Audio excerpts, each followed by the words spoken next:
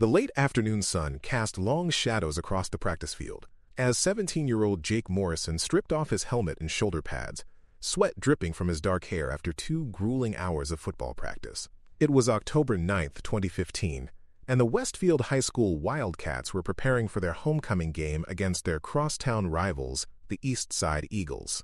The intensity of practice had been ramped up all week, with Coach Martinez pushing the team harder than usual as they fine-tuned plays and worked on defensive strategies that could make or break their season. Jake's best friend since childhood, Tyler Brooks, was already at his locker in the fieldhouse, peeling off his own gear with the methodical movements of someone who had performed this routine hundreds of times over the past 3 years. At 18, Tyler was a senior and the team's starting linebacker, while Jake, a year younger, had earned his position as starting quarterback through a combination of natural talent and relentless dedication. Their friendship had been forged in elementary school and strengthened through years of shared athletic pursuits, summer camps, and the kind of unbreakable bond that develops between teammates who trust each other completely. The practice had been particularly demanding, focusing on perfecting the timing for a new play that Coach Martinez hoped would give them an edge in the upcoming homecoming game. Jake and Tyler had worked together on this play for weeks, their communication on the field reaching the near telepathic level that made them such an effective combination. Tyler's ability to read defensive formations and Jake's precision in delivering passes had made them one of the most formidable quarterback-linebacker duos in their conference. As the two friends finished changing out of their practice gear, they discussed their plans for the evening. Both boys had steady girlfriends who were cheerleaders on the Westfield squad, and there had been talk of meeting up for dinner and studying together. However, Tyler had mentioned wanting to stop by his part-time job at Henderson's Auto Parts to pick up his paycheck before the store closed at 7 o'clock. Jake had offered to ride along, as he often did when Tyler needed to run errands after practice. Coach Roberto Martinez was organizing equipment in his office when Jake and Tyler stopped by to let him know they were leaving. At 45, Martinez had been coaching at Westfield High for 12 years and had developed a genuine affection for many of his players. But Jake and Tyler held special places in his respect. Both boys were excellent students who maintained high GPAs while balancing demanding athletic schedules. They were natural leaders who helped younger players adjust to the intensity of varsity football and who consistently demonstrated the kind of character that made coaches proud. "Great work out there today, boys," Coach Martinez said, looking up from the playbook he was reviewing.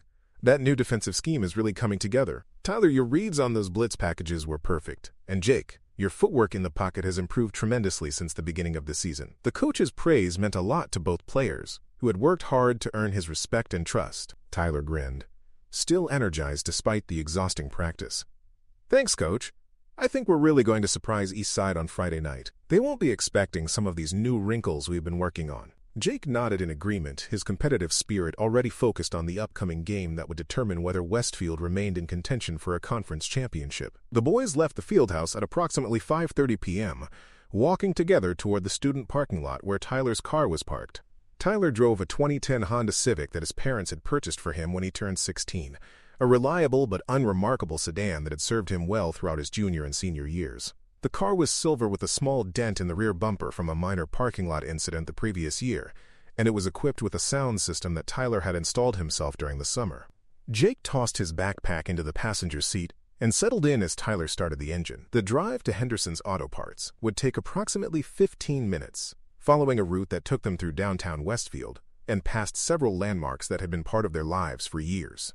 They would pass their old middle school, the pizza place where they often grabbed food after games, and the park where they had played pickup basketball games throughout their childhood. The conversation during the drive centered on football strategy and their plans for the weekend.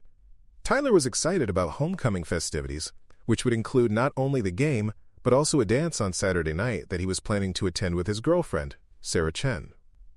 Jake was similarly enthusiastic about his plans with his girlfriend, Emma Rodriguez, who was the captain of the cheerleading squad and had been dating Jake for nearly 2 years. Both boys were looking forward to their senior year, though Jake still had another year left at Westfield. Tyler had already been accepted to 3 colleges and was weighing his options for studying business administration while possibly playing football at the Division III level. Jake was being recruited by several Division I programs and was hoping that a strong senior season would lead to scholarship opportunities that would help his family afford college tuition. Tyler pulled into the parking lot of Henderson's Auto Parts at approximately 5:50 p.m. The store was located in a small strip mall on the outskirts of downtown Westfield, nestled between a dry cleaner and a tax preparation office that was closed during the off-season. Henderson's had been a fixture in the community for over 20 years, serving both professional mechanics and weekend DIY enthusiasts with a comprehensive selection of automotive parts and supplies. Jake decided to wait in the car, while Tyler went inside to collect his paycheck. The errand was expected to take only a few minutes, as Tyler had called ahead to ensure that his check was ready for pickup. Jake used the time to respond to text messages from Emma and to review notes for a history test he had the following day. The parking lot was relatively quiet, with only a few other customers coming and going from the various businesses in the strip mall. Tyler emerged from Henderson's Auto Parts at 6:05 p.m., waving his paycheck triumphantly as he approached the car. He had been working at the store for 8 months, primarily helping customers find parts and stocking inventory on weekends and after practice. The job provided him with spending money and was helping him save for college expenses, but more importantly, it had given him valuable experience working with people and managing responsibilities outside of school and athletics. As Tyler got back into the car, he suggested that they stop by Miller's Lake before heading home. Miller's Lake was a popular destination for Westfield High students, located about 10 minutes from town along a scenic route that wound through rolling hills and farmland. The lake itself was surrounded by a small park with picnic tables, walking trails, and a boat launch that was popular with local fishermen. Many students went there to relax, study, or simply enjoy the peaceful atmosphere away from the pressures of school and sports.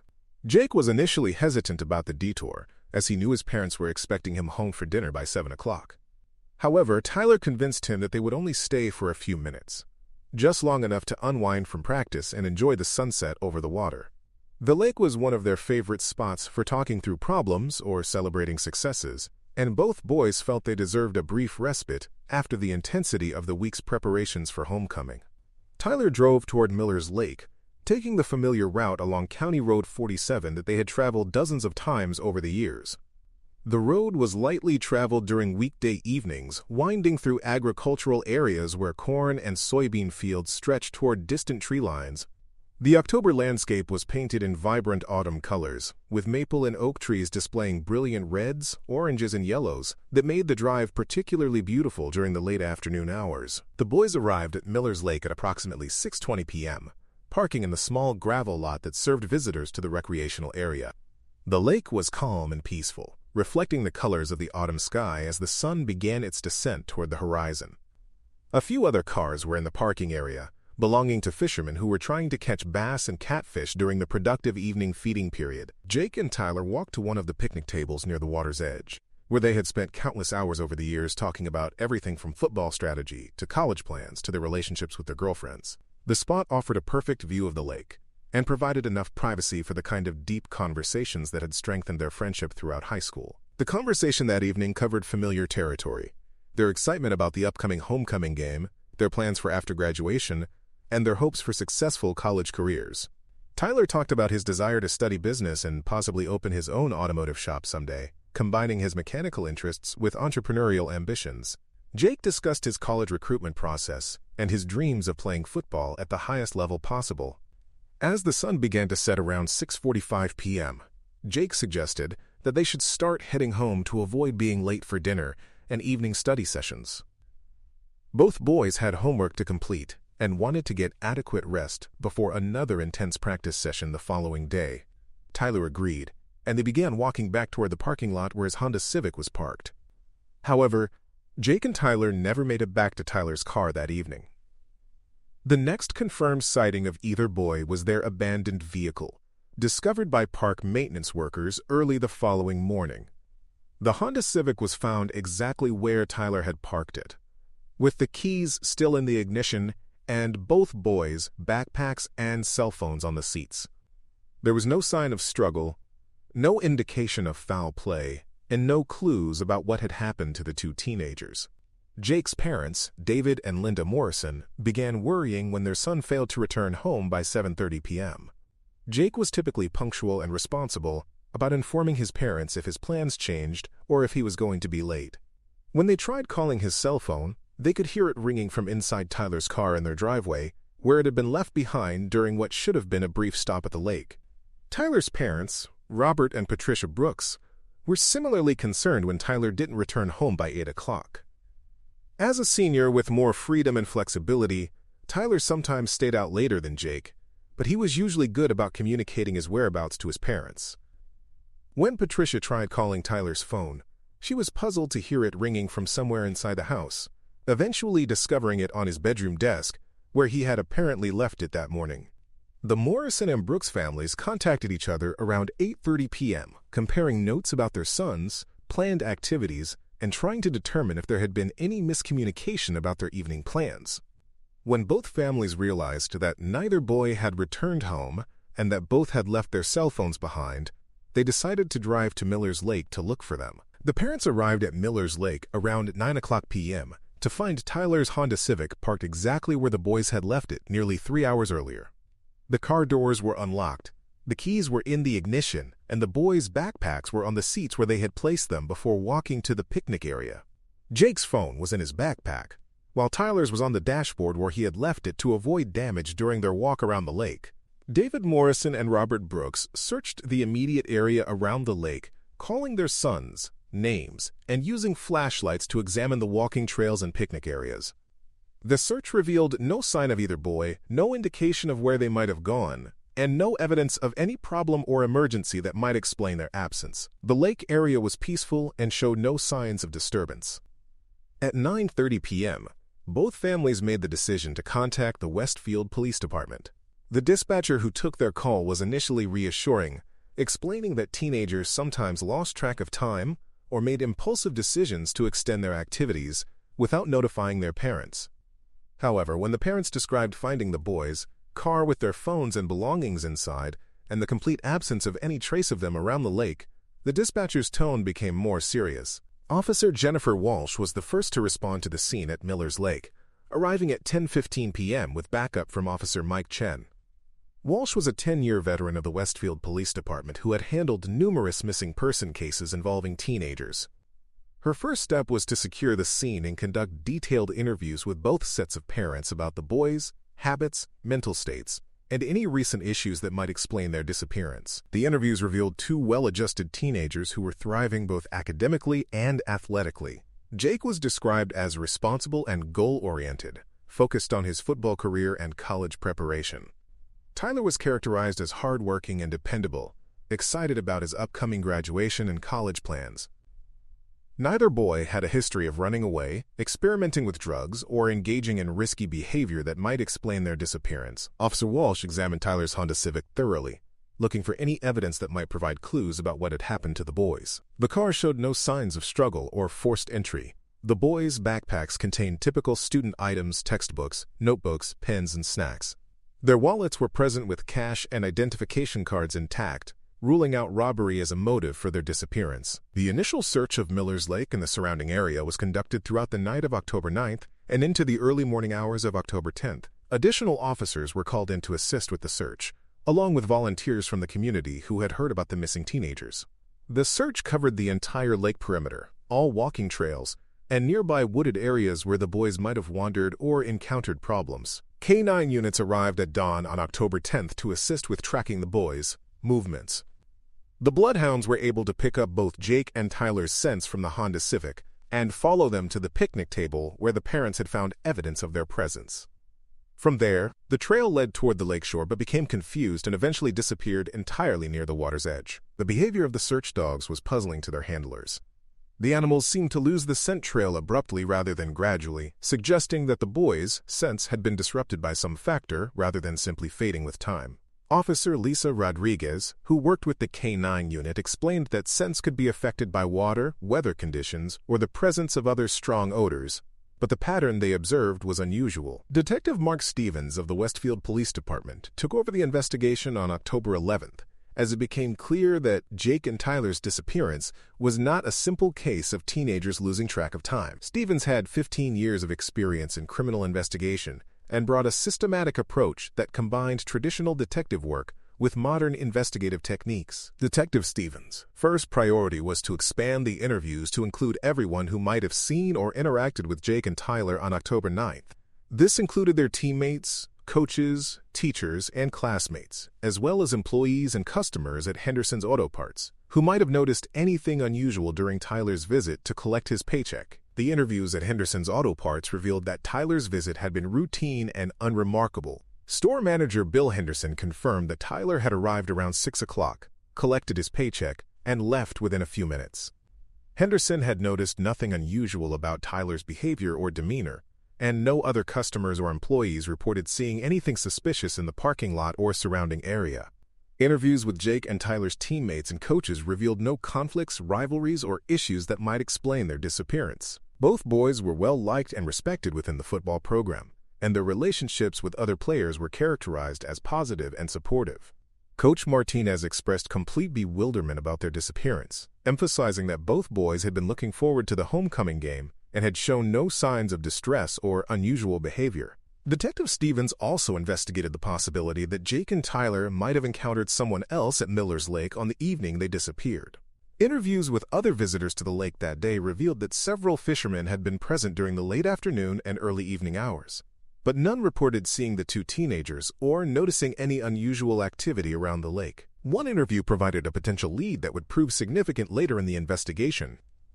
Harold Kim, a local fisherman who frequented Miller's Lake, reported that he had noticed an unfamiliar pickup truck parked near the boat launch on the afternoon of October 9th. The truck was dark-colored, possibly black or dark blue, and appeared to be an older model with damage to the front bumper. Kim had noticed it because the driver seemed to be watching other visitors to the lake, rather than preparing to fish or boat. Kim's description of the suspicious truck was distributed to law enforcement agencies throughout the region, and the information was also released to local media. Several people called in with reports of similar vehicles, but none of the leads produced concrete evidence linking any specific truck or driver to Jake and Tyler's disappearance. As the investigation continued, Detective Stevens began exploring the possibility that the boys' disappearance might be connected to other missing person cases in the region. A review of cases from the past 5 years revealed several instances of young people who had vanished under similar circumstances. Teenagers who had disappeared while engaged in routine activities in familiar locations, leaving behind their vehicles and personal belongings with no indication of their intended destination. The pattern was troubling, suggesting the possibility of a predator who specifically targeted young people in rural or semi-rural locations. Detective Stevens worked with the FBI's Behavioral Analysis Unit to develop a profile of someone who might be responsible for multiple disappearances of teenagers in the Midwest. The FBI analysis suggested that if Jake and Tyler had been abducted, their abductor was likely someone who was familiar with the local area and who had been observing potential victims for some time before acting. The person would need access to a vehicle capable of transporting two athletic teenagers and would require a secure location where victims could be held without detection by neighbors or authorities. As weeks passed, without any significant developments, the families of Jake Morrison and Tyler Brooks struggled to cope with the devastating uncertainty of not knowing what had happened to their sons. Both sets of parents took extended leave from their jobs to focus on coordinating search efforts and working with investigators. The Westfield High School community rallied around the families, organizing fundraisers, search parties, and awareness campaigns to keep the boys' disappearance in the public eye. The homecoming game that Jake and Tyler had been preparing for was played as scheduled, but the atmosphere was somber rather than celebratory. The team dedicated the game to their missing teammates, wearing special jersey patches with the boys' numbers, and leaving their positions on the field symbolically unfilled during pregame ceremonies. Westfield won the game, but the victory felt hollow without Jake and Tyler there to celebrate with their teammates. The football season continued, but the team struggled to maintain focus and cohesion without their quarterback and starting linebacker. Coach Martinez worked with counselors and psychologists to help the remaining players cope with the loss of their teammates and friends. Many players reported difficulty sleeping, problems concentrating in classes, and ongoing anxiety about their own safety and that of their friends. As autumn turned to winter, the investigation into Jake and Tyler's disappearance shifted from an active search operation to a missing persons case that would eventually become cold. Detective Stevens continued to follow leads and coordinate with other law enforcement agencies, but the lack of physical evidence or credible witnesses made progress increasingly difficult. The first anniversary of the boys' disappearance brought renewed media attention and a fresh wave of tips from the public. The families appeared on national television programs, appealing for information about their sons and maintaining hope that they might still be alive somewhere. The publicity generated hundreds of new tips, each of which was investigated thoroughly but ultimately led nowhere. Years passed with no significant developments in the case. Jake would have graduated from high school in 2016 and would have been starting his junior year of college by 2019. Tyler would have completed his college education and might have been starting his career in business or automotive services. Instead, their families were left with empty bedrooms, unused college acceptances, and the persistent ache of not knowing what had happened to their children. Detective Stevens retired from the Westfield Police Department in 2020, but he continued to work on the case as a consultant, reviewing evidence and following up on leads that continued to emerge sporadically. He had developed a personal connection to the case and felt a responsibility to Jake and Tyler's families that transcended his professional obligations. The breakthrough in the case came in August 2023, nearly 8 years after Jake and Tyler had vanished. Dr. Amanda Foster, a marine biology professor at the State University, was conducting research on lake ecosystems and water quality in the region. As part of her research, she was using an advanced underwater drone equipped with high-resolution cameras to survey the bottom of Miller's Lake and document aquatic life and sediment patterns. Dr. Foster was piloting the drone through a section of the lake that was approximately 50 feet from shore and 30 feet deep, when the camera captured images that would finally answer the question of what had happened to Jake Morrison and Tyler Brooks. The drone's lights illuminated what appeared to be a submerged vehicle, covered partially by sediment and aquatic vegetation that had accumulated over years of submersion. Dr. Foster immediately contacted the Westfield Police Department, recognizing the potential significance of her discovery. Detective Rachel Anderson, who had taken over the cold case files when Detective Stevens retired, arrived at the lake within an hour, along with specialized underwater recovery equipment and personnel from the State Police dive team. The underwater investigation confirmed that the submerged object was indeed a vehicle, a silver Honda Civic that matched the description of Tyler Brooks' car. However, the vehicle at the bottom of the lake was not the same Honda Civic that had been found in the parking lot on the night the boys disappeared. This was a different car entirely, one that had apparently been in the lake for several years. The discovery was initially confusing to investigators, who couldn't understand how Tyler's car could be both in police evidence storage and at the bottom of Miller's Lake. It was only when the submerged vehicle was raised and its VIN number was checked that the truth became clear. The car at the bottom of the lake was not Tyler's Honda Civic, but rather an identical model that had been reported stolen from a nearby town 3 weeks before Jake and Tyler's disappearance. Inside the submerged vehicle, divers discovered human remains that forensic analysis would later confirm belonged to both Jake Morrison and Tyler Brooks. The condition of the remains made it difficult to determine the exact cause of death, but their position within the vehicle and the circumstances of the discovery suggested that both boys had been placed in the car before it was driven or pushed into the lake. The discovery of the boys' remains in the stolen Honda Civic provided answers about their fate while raising new questions about the circumstances of their deaths. It appeared that someone had abducted Jake and Tyler from Miller's Lake, killed them, and then used the stolen vehicle to dispose of their bodies in the same lake where they had last been seen alive. Detective Anderson immediately reopened the active investigation into what was now classified as a double homicide. The evidence from the submerged vehicle was carefully preserved and analyzed for any traces that might identify the person responsible for the boys' deaths.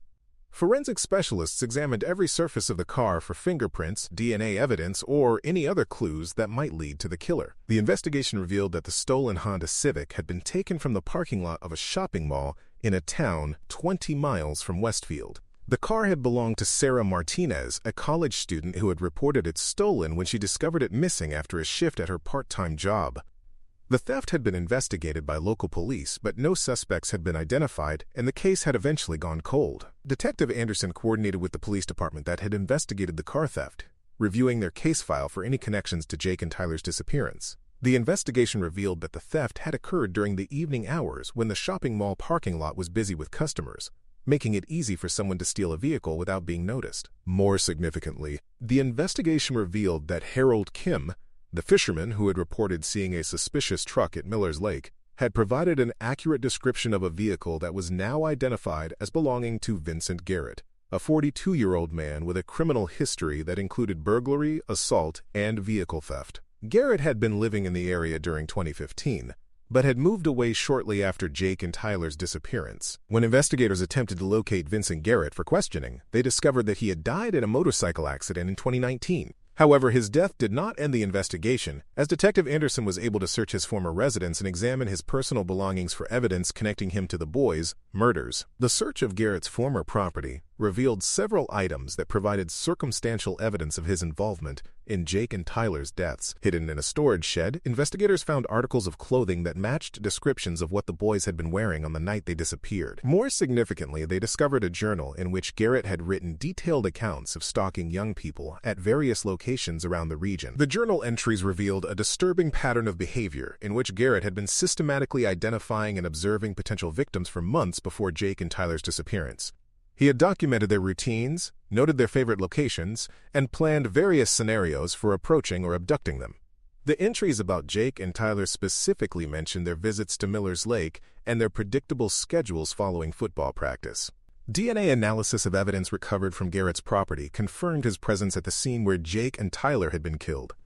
Forensic specialists found traces of both boys' DNA on items in Garrett's possession, providing definitive proof that he had been responsible for their abduction and murder. The investigation revealed that Garrett had apparently approached Jake and Tyler at Miller's Lake on the evening of October 9, 2015, possibly claiming to need assistance or offering to help them with some fabricated problem. Once he had gained their trust or forced them to comply, he had transported them to a secondary location where he killed them, before returning to dispose of their bodies in the stolen Honda Civic. The resolution of the case provided closure for the Morrison and Brooks families, though it also brought the painful knowledge that their sons had been murdered by a stranger who had targeted them for no reason other than their vulnerability and accessibility.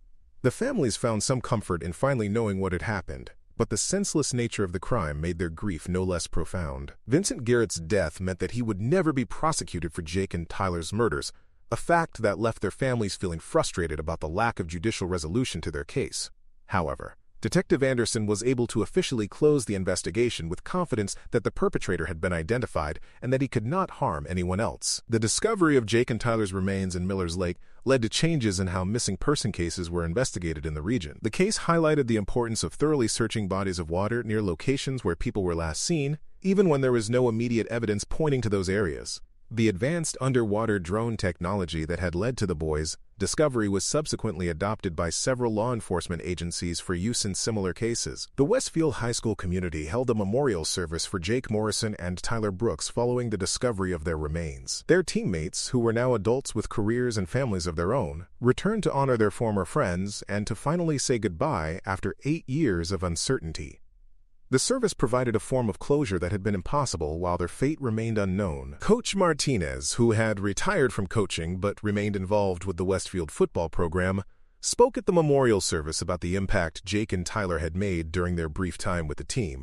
He described them as young men who had represented the best qualities of student-athletes' dedication, leadership, loyalty, and genuine care for their teammates and community. The families of Jake Morrison and Tyler Brooks established scholarship funds in their sons' memory, providing financial assistance to student-athletes who demonstrated the same qualities of character and commitment that Jake and Tyler had shown.